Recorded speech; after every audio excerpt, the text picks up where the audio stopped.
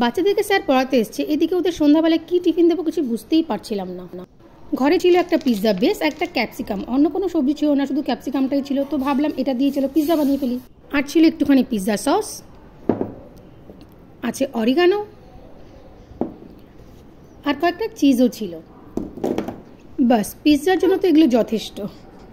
দেখো আমি চিজটা কেটে নিয়েছি আর এদিকে ক্যাপসিকামটা কেটে নিয়েছি। যেহেতু অন্য কোনো সবজি নেই তাই ভাবলাম একটু পেঁয়াজও দেওয়া যাক। এবার চলো বেসটার উপরে সসটা মাখিয়ে নেওয়া যাক। খুব বেশি সস নেই, যেটুকু আছে সেটুকু দিয়েই করব।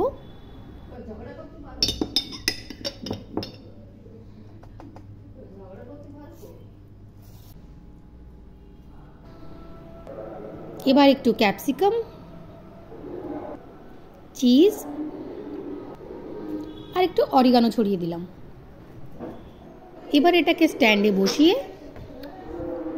দিয়ে দিলাম মাইক্রোওয়েভের মধ্যে।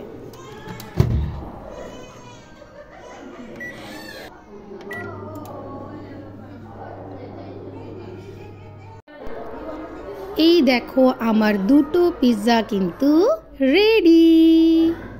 চলো এবার হামলে পড়ো তোমরা। না না খেয়ে নাও খেয়ে নাও রাজ, এই সূর্য।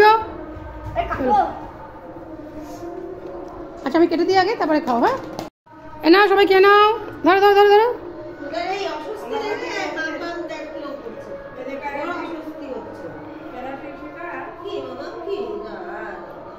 কি গরম দেখো তো, খেয়ে কেমন আছে। বৌদি নাও, বৌদি বৌদি বৌদি নাও, মা নাও ওখান থেকে একটা নাও।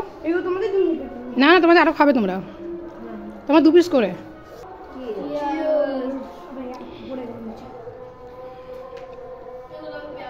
টাটা করো, টাটা।